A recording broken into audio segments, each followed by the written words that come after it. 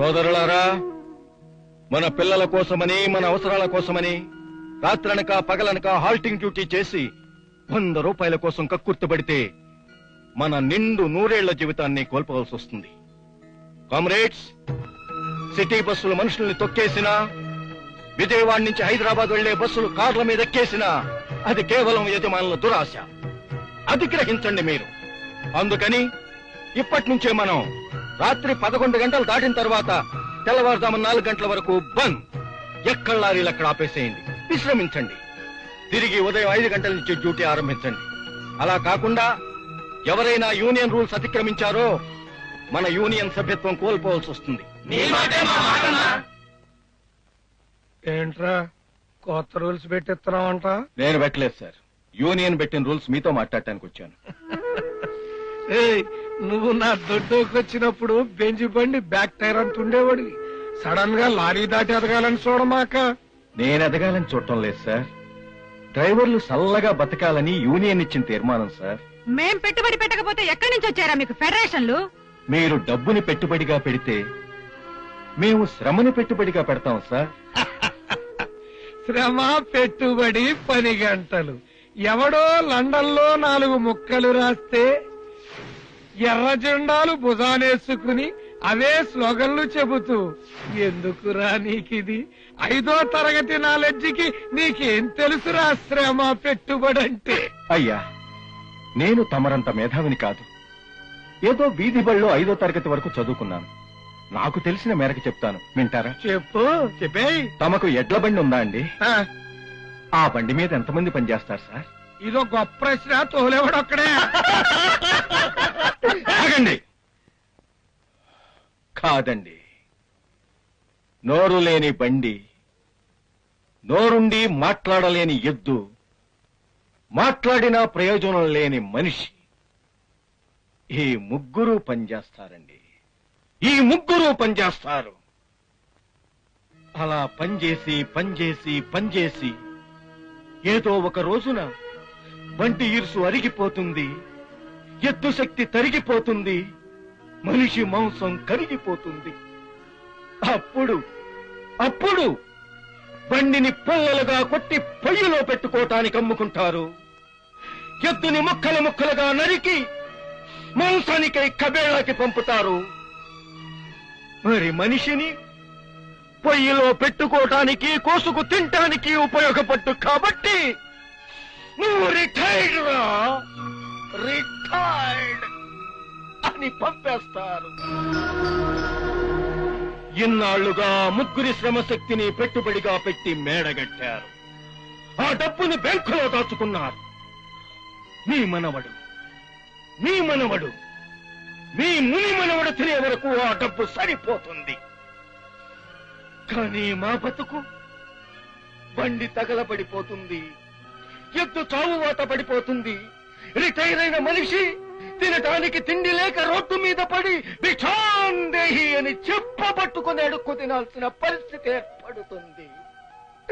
ఇది సార్, ఇది నా వీధి పడి 5వ తరగతి నేర్పిన శ్రమ విలువ. ఇదే సార్, ఇదే కమ్యూనిజం అంటే. కమ్యూనిస్టులు అంటే కత్తులతో చంపేస్తారు, నక్సలైట్లు అంటే తుపాకులతో కాల్ చేస్తారని మీలాంటి డబ్బున్న వాళ్ళు చేసే ప్రచారం శుద్ధబద్ధం సార్. కమ్యూనిస్టు చెప్పేది శ్రమ విలువ గురించి. కమ్యూనిజం అంటే ఎవడి శ్రమ విలువ వాడికి దక్కాలని. ఇది సార్ కమ్యూనిజం అంటే. ఇంకా ఏమైనా ప్రశ్నలున్నాయా సార్? చేసే ఇంకేం ప్రశ్నలు ఉంటాయో నీ కడుపులో బాధని చెప్పిన తర్వాత. నువ్వు చాలా మంచి పని చేశావు. ఇదిగో సుబ్బారావు, రేపు నుంచి మన లారీలన్నీ రాత్రి 11 గంటల నుంచి తెల్లవారు 4 దాకా తిరగవు. కలిసేయి. అలాగే బా. Okay, thanks sir. వెళ్ళరా. థ్యాంక్స్ అండి, వస్తాను. వాడు సామాన్యుడు కాదే. బుల్లబ్బాయి కాలరు పట్టుకున్నప్పుడు వాడు పొగరుబోతనుకున్నాడు. బావను బియ్యం దొంగను చేసినప్పుడు నిజాయితీపరుడనుకున్నాను. వాడి దగ్గర ఇంత సిద్ధాంతం ఉందని ఈరోజే తెలిసింది. సిద్ధాంతము, ఆవేశము కలిసిన వాడు నాయకుడవకూడదు. అయితే మన డబ్బున్న వాళ్ల మెడకాయల మీద తలకాయలుండవు, పుచ్చకాయల్లా పగిలిపోతాయి. మా అన్నయ్య లాంటి వాడు కాదు సార్. మన సింగన్న తమ్ముడు సార్. అవును సార్, మా అన్నయ్యలో ఆవేశం ఉన్నా చాలా మంచివాడు సార్. అదే నేను చెబుతున్నానయ్యా, అంత ఆవేశం పనికిరాలు బాబానే చెప్తున్నాను. చూడు, రేపు మీ భాస్కరరావు మావయ్య నేను ఆయన బారిని నన్ను కలవమాను, మంచి చెడ్డ మాట్లాడుకుంటాం. అలాగే సార్. ఇంత రాత్రి వేళ ఏమయ్యా భాస్కరరావు, నా కంపెనీలో చేరి అన్నాళ్ళైందా నువ్వు?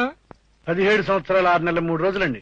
ఎప్పుడన్నా పండగ పాపం వచ్చిందని ఒక 100 ఇచ్చానా? నేను అడగడం లేదు, మీరు ఇవ్వలేదండి. బోనస్ అని ఒక 1000 ఇచ్చానా? నేను అడిగినా మీరు ఇవ్వలేదండి. మరి ఇదేంటయ్యా, ఇప్పుడు సడన్ గా నా చెల్లెల్ని తీసుకొచ్చి తరాజులో నా పక్కన కూర్చోబెట్టాలని చూస్తుంది. నీకేమన్నా అర్థమైందా? అర్థం కాకపోవటానికి ఇదే ఆల్మట్టి సమస్య కాదు. నీకు అందమైన కొడుకున్నాడంట కదా, ఆ కుర్రాడినేమో ఈవిడ కష్టపడి ఇంజనీరింగ్ చదివించిందంట.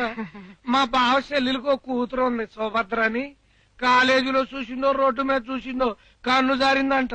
చేసుకుంటే ఆ కుర్రాడినే చేసుకుంటాను పట్టు కూర్చుందంట. ఇదిగో భాస్కరారు, మా బావగారు ఏది కాకపోయినా మా చెల్లెలు కూడా ఓ 25 లక్షలు కట్టవేద్దండి. మా సంబంధం మీకు ఇష్టమైతే ఈ స్వీట్ తీసుకోండి. అది ఈ సంబంధం మా వారికి ఇష్టమే అన్నయ్య గారు. అదిగో స్వీట్ కూడా తినేశారు. ఆయన ఇష్టమే నా ఇష్టం. మంచి ముహూర్తం చూడండి పంతులు గారు, మా చెల్లెలు మా బావతంటా ఈ పేటకి ఆదర్శంగా ఉండాలి. మా చెల్లెలు మా అమ్మ చూడండి ఎలా సిగ్గుపడుతుందో. సార్ సార్ మంచి ముహూర్తం చూడండి సార్, అద్దరిపోవాలి. కారు 5 లక్షలు. ఏంటమ్మా, నేనేమన్నా సంతలో పశువుని అనుకున్నావా అమ్ముడు పోవటానికి? అప్పుడే నీ బాబు బుర్ర తినేశాడు. 1, 2 కాదురా, 25 లక్షలు ఇస్తానన్నాడు క్యాష్.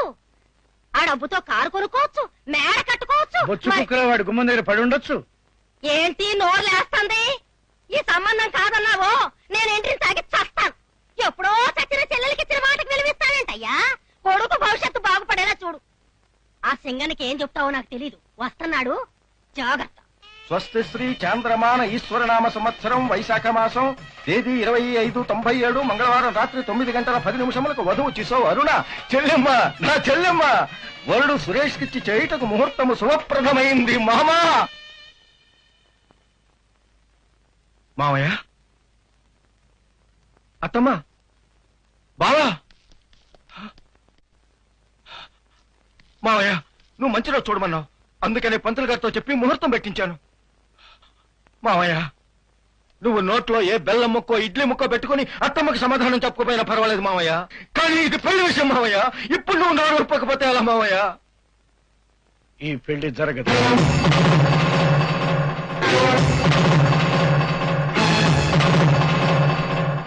ఎందుకు జరగదు అది చెబుతుంది.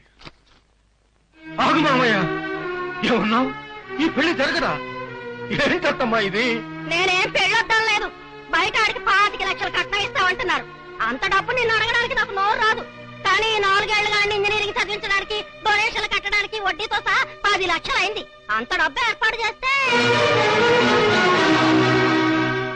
10 లక్షలా? అడగడానికి బుద్ధి ఉండాలి. తమ్ముడిని చెల్లెల్ని రెక్కలు ముక్కలు చేసుకుని చదివిస్తూ రాత్రి మగళ్ళు లారీ తోలుతూ సంపాదించిన ప్రతి పైసా వాళ్ళ కోసం ఖర్చు పెడుతున్నాడు. ఇంకా ఎక్కడి నుంచి తెస్తాడు? చేసినప్పు నన్ను ఎక్కడి నుంచి తెస్తామంట? అప్పులాడో చిల్లు జప్తు చేస్తే మన బతుకు సంకనాకి పోవాల్సిందే. డ్రైవర్ చెల్లెలు చేసుకోవాలనుకుంటే ఇంజనీర్ ఎందుకు? క్లీనర్ అవ్వలేకపోయావా? అత్తమ్మా నీకు దండం పెడతాను, అంత డబ్బు ఎక్కడి నుంచి తాగలను అత్తమ్మా? నా చెల్లి కోసం, దాని ముఖంలో ఆనందం చూడటం కోసం ఈ శరీరాన్ని ఎవరన్నా కొనుక్కుంటాను అంటే శిబి చక్రవర్తిలాగా ముక్కలుగా నరికి అమ్మేస్తాను. అంతేగాని ఈ పెళ్లి మాత్రం వద్దని కత్తమ్మా, నీకు దండం పెడతాను. ఈ పెళ్లి మాత్రం వద్దని కత్తమ్మా. వీల్లేదయ్యా. అత్తమ్మా పావ కాళ్ళు నీళ్లతో కడుగుతాను, నీ కాళ్ళు నా కన్నీళ్లతో కడుగుతాను. ఈ పెళ్లి మాత్రం వద్దని కత్తమ్మా. కుదరదని చెప్తున్నానా? డబ్బు తీసుకురా, లగ్న పత్రిక రాయించుకుందాం. ఈ కట్న రోగం దానికి పుట్టింది కాదురా, అది మీ నువ్వు నోరు తెరిస్తే నేను చస్తా. మావయ్య మాట్లాడు మావయ్య, మాట్లాడు మావయ్య, ఒక్కసారి మనిషిగా మాట్లాడు మావయ్య. అమ్మకిచ్చిన నీ మాటను గుర్తు తెచ్చుకొని మాట్లాడు మావయ్య. నీకు దండం పెడతా, నీ పెళ్లి జరిపించు మావయ్య. నీ కాళ్ళు పట్టుకుంటా, నీ పెళ్లి జరిపించు మావయ్య. పెళ్లి జరిపించు మావయ్య. మావయ్య దండం పెట్టేశావా మావయ్య? మన రక్త సంబంధానికి దండం పెట్టేశావా మావయ్య? ఒకే పేగు తెంచుకు పుట్టిన అన్నా చెల్లెల అనుబంధానికి నమస్కారం పెట్టేశావా మావయ్య?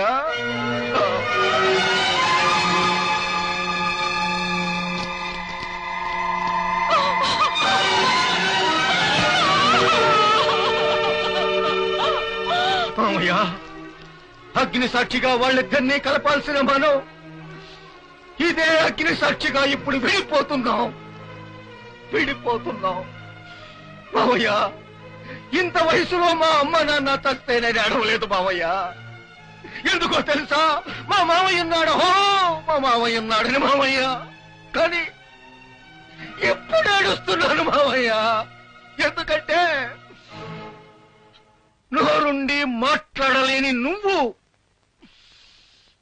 చచ్చినా ఒకటే, బ్రతికినా ఒకటే. అందుకే నీతో విడిపోతున్నాను. మామయ్య లచ్చలు కావాలంట, లచ్చలు. అక్కమ్మా, నీ కొడుకు కంటే గొప్ప సంబంధం తెచ్చిన అచ్చలికి పెళ్లి చేస్తానే. ఏమనుకున్నావు? పెద్ద కంద కొడుకుని.